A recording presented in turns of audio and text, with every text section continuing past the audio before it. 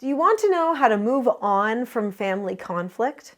I'm Nicholeen Peck, and I teach all over the world about parenting, good communication, how to build strong family bonds, child development, and education, all through the lens of the principle self-government. And in this video, we're talking about moving on. In this video, we're going to talk about the effects that family conflict can have on a person, especially on your own ability to thrive. And we're going to talk about how you can move yourself mentally past those moments of family conflict and not feel like that you're somehow stuffing emotions at the same time.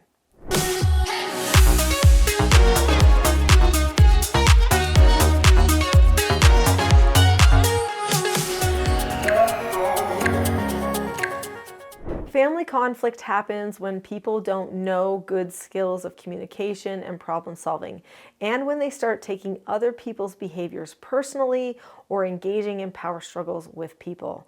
It can be draining, it can be hard, and for some people it can be devastating. We want to be close to our families. We want to feel a sense of belonging, connectedness. In fact, is one of the vital things for our lives for thriving. But every once in a while we have a situation where there is a person who is actually toxic. And so we have to keep our distance from that person, even though we wish we didn't have to and that we love them. That can be very difficult. Now, I'm just going to throw a warning out there. Don't just call everybody toxic because you have a hard time getting along with them. Toxic people would be the type of people that are narcissistic, and so they're very emotionally manipulative. They play games with people. They triangulate within the family on purpose all the time, and they are trying to maintain this strange upper hand that doesn't have to exist anywhere. It's a really different type of a feeling than just a person who thinks different than you about politics or religion, okay? So let's keep that very clear. Just because somebody has a different political view than you or a different religious faith or none at all does not mean that the person is toxic. It just means that they have a different opinion. So if a person is toxic and you've got to move away, then yeah, you need to create some boundaries for yourself and move on, because it doesn't help you to be carrying on that weight. But I do want to just forewarn you that we are connected, our identities are connected to our family members. And so if we've had a family conflict and we're going to now detach from the family, that could actually still carry a little bit of a weight with us forever.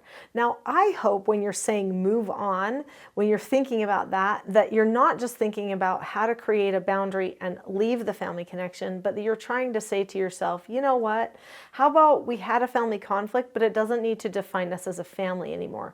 That would be my favorite definition of moving on. So how do you move on as a family, or maybe as an individual, when you've been through family conflict and it's felt so heavy and weighty on you? Well, this channel is the Teaching Self-Government channel. Everything here we talk about the principle and the skills related to self-government. When a person is self-governing, they make a plan for how they want to think and act and connect with other people, and then they carry on in that plan, and if it goes off course, they decide how they need to make adjustments. Do we need to bring it back on to where we were headed, or were we off track altogether and we now need to make an entirely new track? They make those decisions and then they deliberately take action to move in the direction they planned.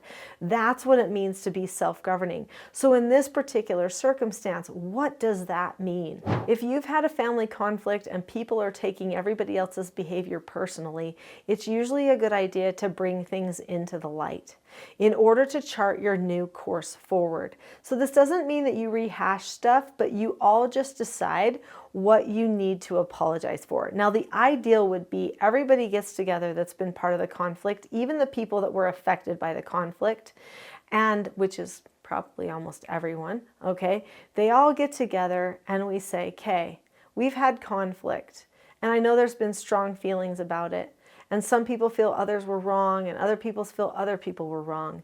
This conversation isn't about talking about who was right or who was wrong, but every single one of us has behaved badly, and it's had impacts on other people. So first, we'd like to hear from the people around us that were not part of the problem, and we would like to hear what the impact has been. Those people at that point will probably be saying, you know, it feels awkward, it feels tense and heavy. We don't feel like we can talk as freely with everybody. We're all walking on eggshells. We don't like this. Okay, so now they can share their opinion. Everybody can understand. After that, the people involved in the conflict get the opportunity to apologize. So that's it. Be humble and apologize. So then you say, okay, everybody examine what is it in yourself that you know you maybe should not have done that way. Don't justify. Just honestly say, I wish I would have done this better. I think this was probably bad on my part, and let's all come up with bad on our part. And if you're leading the conversation, you be the first person to lead out and say what you know you did wrong, and be 100% honest, no justifications. Then say to the group, okay, what are we going to do going forward to make sure we don't end up with this problem again? Now, in fact, that's probably one of the biggest things that if the family could understand, that when somebody else has a behavior, and you don't like that behavior, it frustrates you, it's annoying, whatever it is, or maybe they have a thought or an opinion that, again, is very annoying. Basically, that's just like a no answer in your life.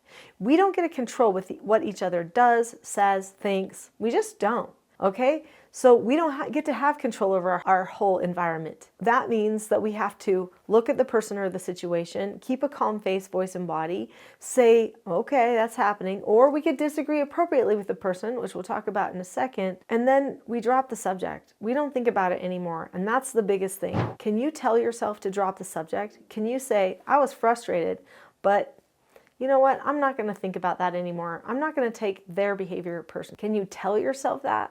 Why would we take somebody else's behavior personally? We can't change their behavior, so it's an absolute waste of time. The best thing to do is for us to focus on our own behavior and the things that we can actually change.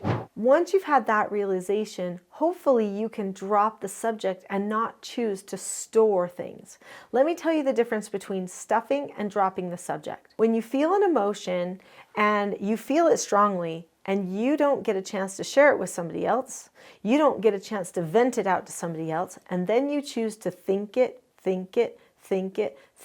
store it, think it. Always remember it. That's called stuffing your emotions, and it hurts you, okay? Or people will say suppressing your emotions. It hurts you. The opposite of that is to drop the subject. You say, I felt that. Okay, that was a hard circumstance, but you know what? I choose not to think that anymore. I choose not to think bad things about that person anymore. I'm going to forget that and move on. And you just tell yourself to do that. I'm not going to talk about it anymore. I'm not going to think about it anymore.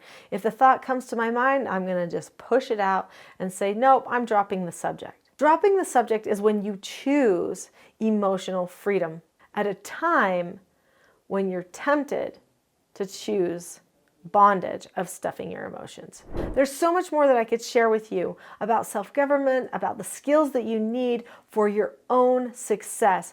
But the biggest thing that you need practice on probably is calmness. Calmness is the number one tone characteristic that allows people to solve their problems and unite together at the same time. But a lot of people don't understand calmness. That's why I created my Calm Parenting Toolkit. It's 10 tools for calmness, and I want to give it to you for free. If you go to teachingselfgovernment.com today, on the homepage is the Calm Parenting Toolkit, and you can have it for free. Go to teachingselfgovernment.com. I'll see you there.